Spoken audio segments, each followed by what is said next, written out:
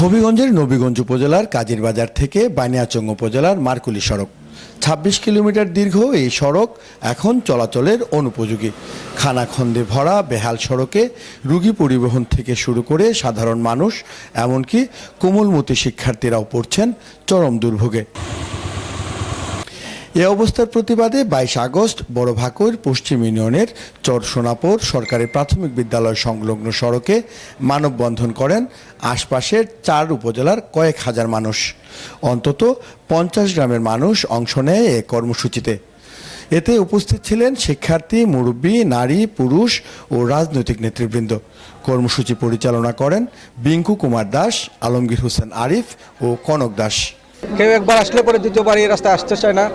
খুবই বাজে অবস্থা রাস্তায়, মানে ১ মিনিট গাড়ি একটু ঠিকঠাক মতো চলতে পারে না। রাস্তা খুব বেহাল খারাপ অবস্থার কারণে ওই এলাকায় ধানের বড় বড় ব্যবসায়ীরা আসতে পারে না।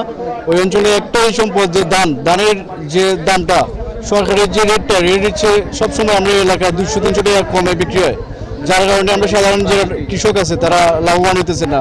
এখানে নবীগঞ্জ টু দৌলতপুর মারকুলি বাজার, এই মারকুলি বাজার পর্যন্ত কখনোই রাস্তার কাজ আমরা অ্যাকুরেট পাই নাই।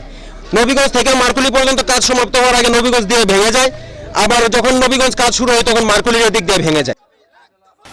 স্থানীয়রা জানান, যেখানে ১ ঘন্টার পথ সেখানে যেতে সময় লাগছে ৩ ঘন্টারও বেশি। প্রতিদিন ঘটছে ছোট বড় দুর্ঘটনা, নষ্ট হচ্ছে গাড়ির যন্ত্রাংশ। সবচেয়ে বেশি বিপাকে পড়ছে কোমলমতি শিক্ষার্থীরা, সময় মতো পৌঁছাতে পারছেন না ক্লাসে। আমাদের কলেজে যেতে খুব অসুবিধা হয়, কারণ আমরা এই রাস্তা খারাপের জন্য অনেক গাড়ি যেতে চায় না, গাড়ি পাওয়া যায় না, যার কারণে আমরা ক্লাস মিস হয়ে যায়। বয়ে করে তো আর কোনো দুর্ঘটনা আসে না, যার কারণে আমাদের অনেক দুর্ঘটনা হয়। ছাত্রছাত্রীরা আসা যাওয়া করে, মানে দুর্ঘটনাটা হঠাৎ করেই হয়ে যায়, যার কারণে আমাদের এখন একটা পদক্ষেপ নেওয়া উচিত। এই রাস্তা দিয়ে প্রতিদিন জনসাধারণ এবং হাজার হাজার ছাত্রছাত্রী যায় এবং আমাদের এখানে নিরাপত্তা নেই, জীবনের নিরাপত্তা নেই।